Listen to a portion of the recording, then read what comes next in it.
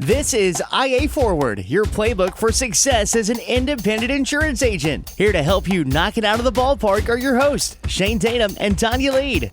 Welcome to IA Forward, and welcome to our final episode of the 4 S's of Success. I'm sorry. What did you say? It's good to know you're listening, and I think that's a great segue into our podcast today that's about sales, because you have to listen to make a sale, and you just totally missed that opportunity. I'm more of a talker than a listener. That's why I'm doing a podcast, in case you wondered. I didn't learn to listen until I was a little more mature in the selling process. And this is very fitting that I didn't even hear what you had to say when you started the podcast. So I just knew you were talking, and it was like the Charlie Brown teacher is like just wah wah, and I didn't know. And I figured when it was time for me to talk, you would just stop talking and I would start saying something. I feel like when I speak to you, that happens a lot. And I used to call it the look that you gave me when you thought I had 3 heads. And you were even fond of the 3 heads, but you looked at me like I had 3 heads. And I just realized that's your zone out look. And that's when I should just be quiet. It's my thinking look. If you've ever been around someone that is a processor, I go into process mode sometimes. I'm really trying to be responsive, but I'm thinking. And I think a lot of business owners have that. I experienced that as a salesperson. You're trying to make your pitch. You're trying to uncover their challenges, the things that you need to try to solve, the problems that you need to solve. And I didn't really recognize that until I found myself in that seat several years ago now, that was just like, wait a minute, I'm a processor. I was taught a long time ago that when you're selling in person, you always carry a really nice pen. And when you hand the contract and you hand the contract over and you put the really nice pen over in front of the person. And then when there's an awkward silence, if you pick the pen up and bring it back to you, then people start to freak out internally because you've taken the pen away and they start talking. You're really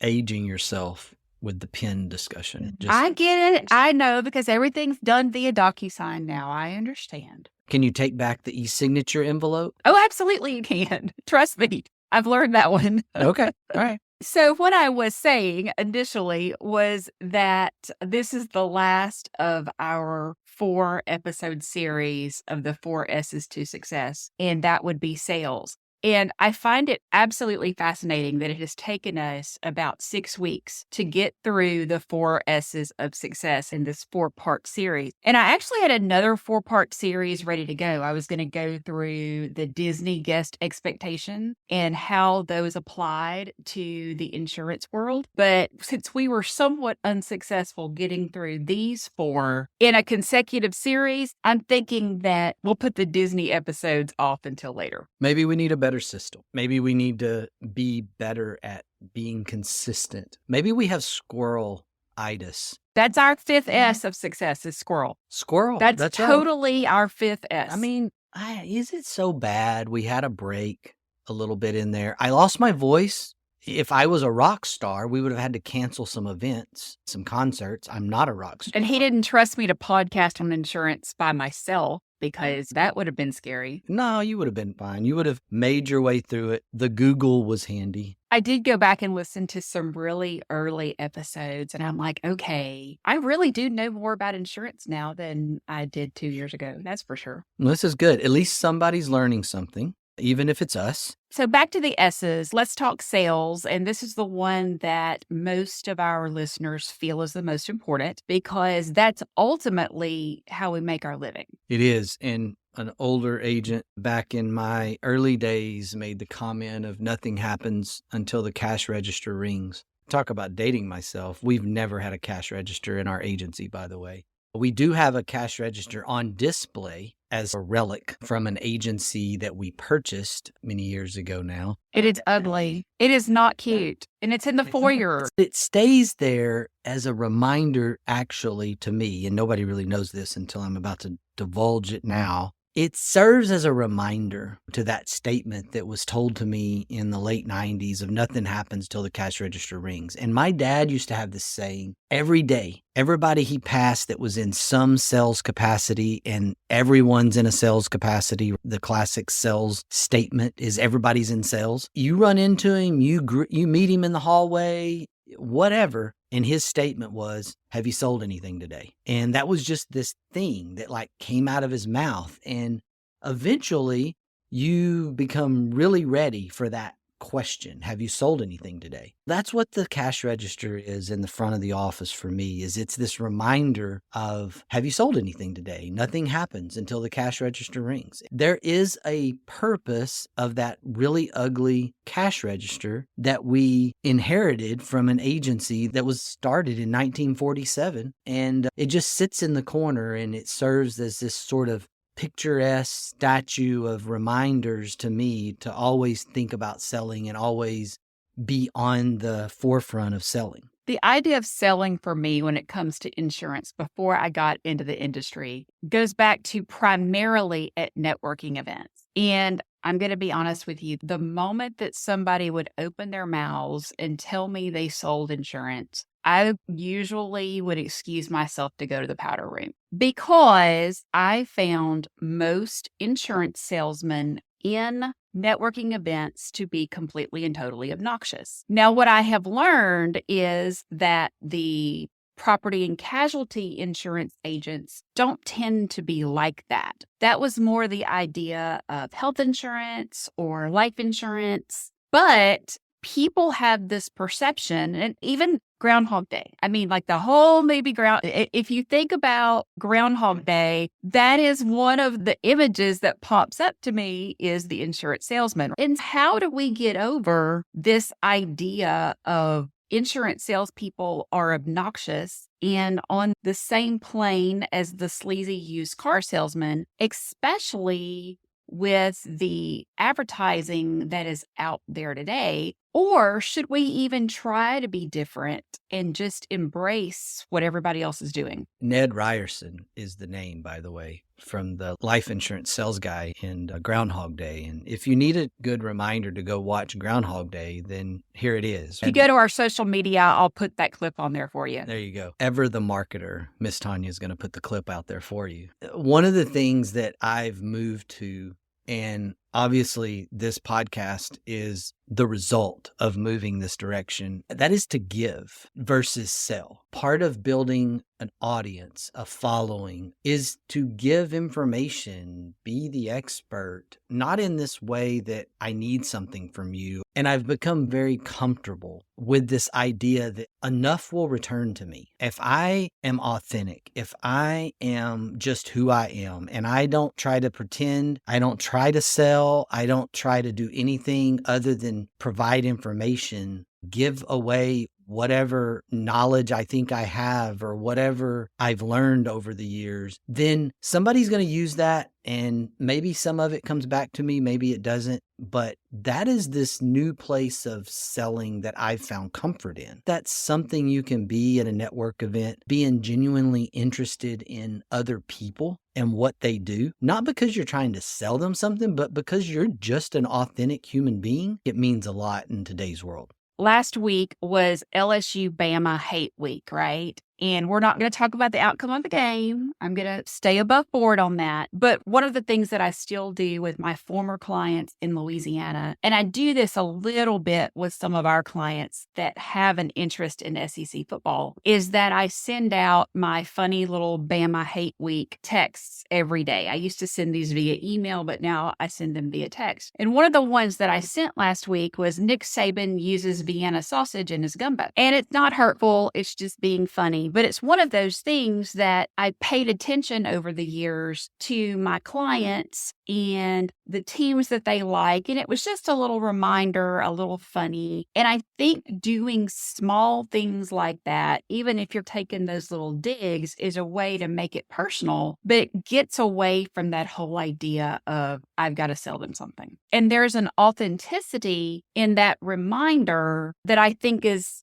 just something that I made uniquely to me. But if you find those things that make you authentically you, it's a way to stay in front of your clients. Make sure that you don't use the idea of, hey, I'm authentic in your conversation. Being authentic doesn't mean you tell people you're authentic. Being authentic means that you're comfortable with who you are. You're comfortable what your connectedness to the conversation is. And there's a risk in this marketer's world, in this idea for broad reach, like this mass approach that everybody wants to try to take. That's not how you build an audience. That's not what giving things away really is about. I tend to share stuff that maybe 10 to 15 years ago, I don't know that I was comfortable sharing. I would have thought that these are some secret sauce things or some things that, ooh, this gives me an edge in the marketplace. And I see this idea that you don't have to be that way and succeed. That's not how you succeed in a world like we have today. There's so much Ned Ryerson's actually in the marketing, selling arenas today of mass social media that it's really easy to find authenticity if you truly are just being who you are. That's the aha for me. I brag and talk and promote these guys over at 37 Signals a lot. They are this sort of core authentic software company. It has nothing to do with insurance. They don't even play, to my knowledge, in the insurance space. They build software and they do it on a small scale, and they compete with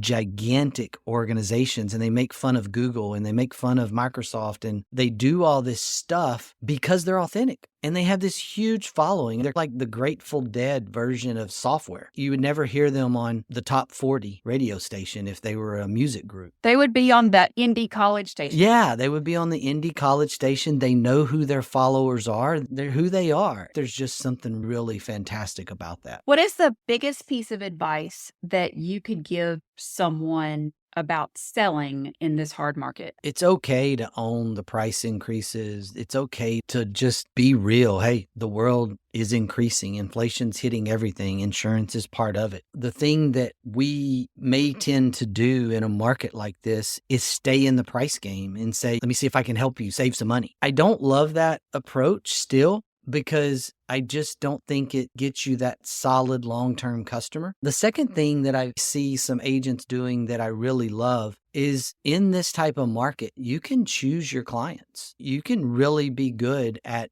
being selective, cherry picking clients that are not going to drive you nuts. And I know that sounds a little crazy, but that's where we are. If you've got a limited capacity with some carriers and you can only write so many accounts a month, then be selective. Don't give that away to just any customer. I love that type of thought as well. And I'm seeing some agents do that very well. I had to brag on one of our team members there in our home office in Huntington. We have a great team member, Billy Russell, who runs our monoline auto book that we separated out about 2 years ago. And I got a message from him yesterday that said, so I'm working on this monoline auto book and I came across your name and realized you do not have your homeowner's insurance with us. I'd love to see what we can do to get your account rounded out. And I came back and I said, hey, Billy, if you really wish to write homeowners insurance in the great state of Florida, I am happy to move my business. And he said, I would love to move to Florida. And the conversation went on from there. And I shared with him about that my rental policy and my commercial with those properties in Louisiana is with one of our partners, and that you and I had discussed it not to move it from him, and that our watercraft is with another one of our partners that was a watercraft specialist. And then again,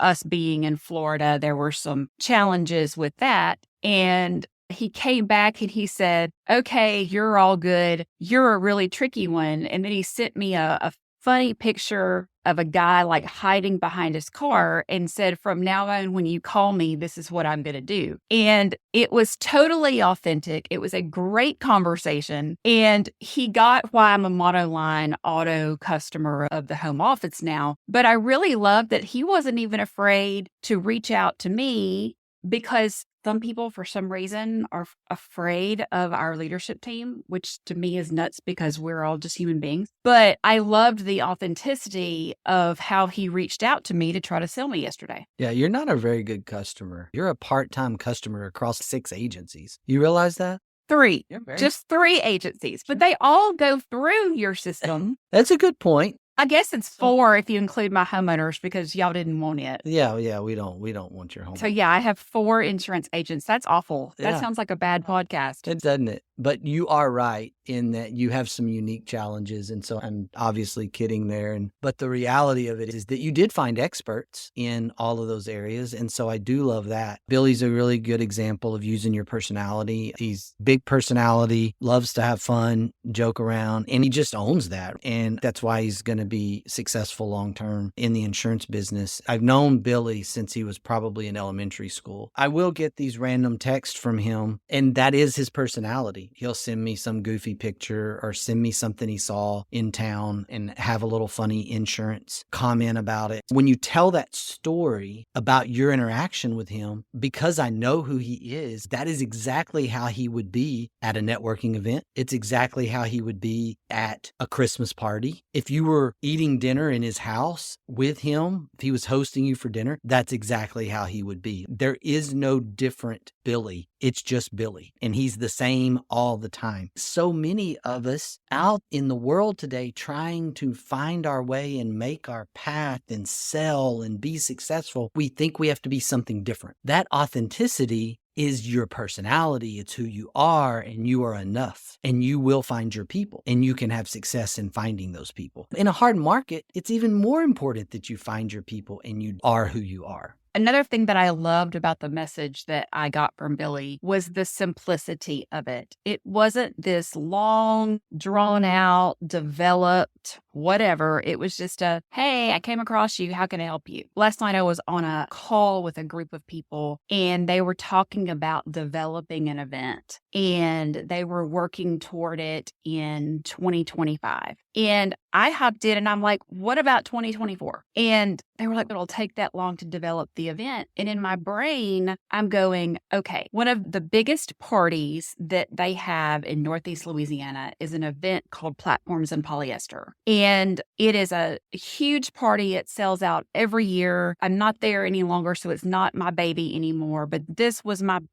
baby. It was my brainchild. It was this great 70s party. Live music, everybody shows up dressed. And one of the things that I'm really proud of in my career that has been a long-term success. But I think back to how that got started, and it was let's do this. What can happen? Like, we can have a flop, and 6 weeks later, we have a giant party. And this giant party is still happening 10, 11 years later. And so sometimes it doesn't need to be overly formulated. Sometimes, to quote the advertising execs at Nike, just do it and you can fix it next year. You can fix it if it doesn't work. But we don't have to overdevelop those sales emails. Just send them. And I know I'm preaching to the choir and I should feel triggered. And I see the look on your face. I get it. You do not have to be perfect. You know, I was going to say it. Perfectionism, it gets the best of us. I am guilty of it. It's really important. We just go sometimes. And yes, I'm not saying don't prepare, don't ever prepare. I'm not saying that you should just fly by the seat of your pants. That is not what I'm saying. No. Run it through Grammarly. Make sure everything is spelled, punctuated correctly. That's all I ask. Yeah, if you need to bounce it off of a mentor or someone that you trust, fine. I do that. But don't bounce it off 10 of them. No, if you want to be confused at a higher level, bounce it off 20, bounce it off 10. Stop bouncing things off too many people. Bounce it off 1 or 2. Really close circle and see what happens. Get their feedback and go. We do this in the world today. We overthink, analysis, paralysis by analysis, however that's what that saying is. It is just where we are. Like, we don't want to, maybe it's the social media effect on this. Like, we don't want to be the cringe viral insurance guy or something. I don't know what it is, but I know we overthink so much and we need to be more about the doing. Earlier, I referenced the Disney guest experience thing. And to me, when it comes to sales, those are so, so, so important. And that's what Disney does best, right? And Disney did a Gallup poll with 6,000 guests, asking them what they most wanted out of their Disney experience. And you would think that it would come back with something about movies or characters or rides or food or all of those things that we think are what make Disney great. But the four things that came out of it, and I loved this because they paralleled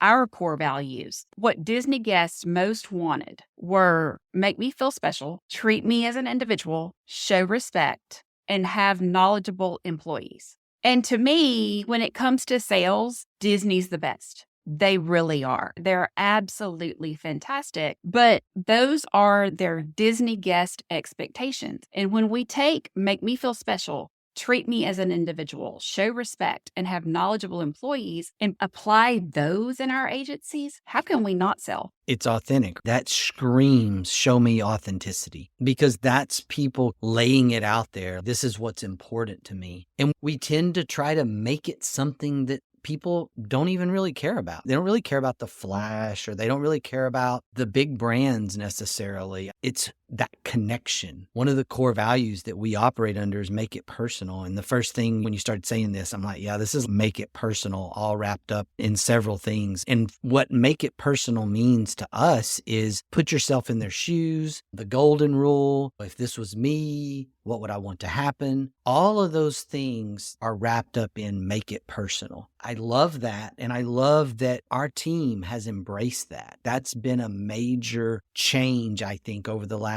3, 4, 5 years of our organization. People just looking through the lens of make it personal and say, how would I want to be talked to? Do I want to be sold, or do I want to be informed, educated, and explained properly in plain English? That's also part of that make it personal. Is it's just authentic when you spin it around and go, okay, I'm talking to a non-insurance person. I don't need to insurance speak them to death. The thing about make it personal is that, to me, that one's not only about our customers, it's about yourself. And if you have a client that is not treating you or your team members the way they should be treated, it's okay to make it personal about you too, and walk away when that sale is not worth the aggravation and the time and the, in some cases, abuse that you or your team members are receiving. So yes, make it personal about the customer, but it's okay to make it personal about you as well. From a leadership standpoint, we owe that to our staff. We owe that to our teams to always think through that and put yourself in your account manager's shoes who's taking the brunt of an angry customer or a frustrated customer. Back to this market, we can choose our customers. It's okay to choose your customer. And at the core of the salesperson that most insurance agencies are operated by, we're naturally operated and owned by salespeople. Part of the goal of this podcast at its core function is to help salespeople transition to ownership. And they are different things, because a salesperson never wants to lose a customer, always wants to close the deal, always wants to make the sale. A business owner wants to take care of their employees so that they'll take care of their customers. The Richard Branson statement. That's what a business owner does. A business owner moves down that path of, hey, this is not a good customer. We do not need to keep this relationship. We need to help them move on down the road to another agency. As a business owner, that's what you have to do. And that's a transition from salesperson to this business ownership mindset. Staying with make it personal when it comes to sales, to me, you cannot make it personal if everything is transactional. I saw a reel on Instagram this week with a lady asking, what's wrong with being transactional? I shouldn't have to meet you for coffee 5 times before I'm able to ask you for something that I need.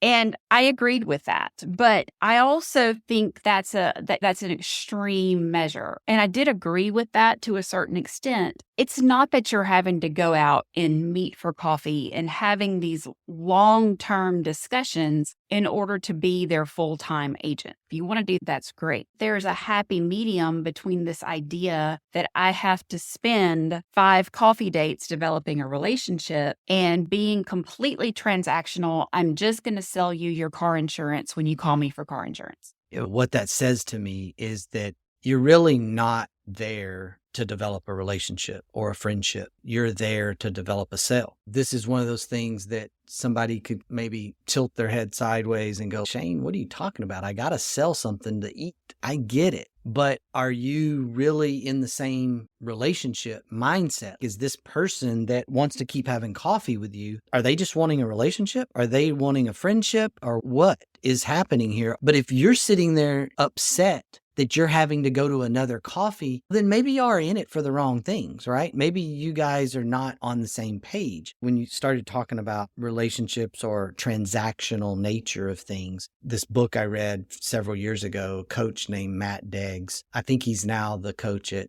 Louisiana Lafayette. He was the coach at Sam Houston State, baseball coach. When a video of a press conference went viral several years ago now, after Sam Houston's improbable run to a Super Series, and they got their tail whipped, I think by LSU at the time in the third game, right? They run out of pitching. They got beat like 20-something to 2. Not a great feeling when you're one game away from Omaha. And in that press conference, Matt Deggs revealed that he's not a transactional coach. He revealed his commitment to his guys, and he used to be a transactional coach. Hey, you do this for me, I play you. And he moved to a different place, and we have to be able to do that. Relationship selling starts with relationship. You really don't have to sell if you built the relationship. That relationship comes in many different forms and fashions, and you just have to question yourself. If you're not enjoying the coffee date, then maybe you're in it for the wrong things, or maybe this is just not a relationship you want to pursue. Then move on. But don't get frustrated because you're not making a sale on your 5th coffee date. Your prospect is obviously showing up for the coffee date for different reasons than you are. I'm going to leave us today with former Steelers coach Chuck Noll. A life of frustration is inevitable for any coach whose main enjoyment is winning. Attitude's a choice. Make a great one. Bye, y'all. Ready to get the ball rolling with your independent agency? Learn more at IntegraAgent.com. That's IntegraAgent.com. Thank you for joining us on IA Forward. Make sure you never miss a show by clicking the subscribe button now, or learn more at IAForward.com.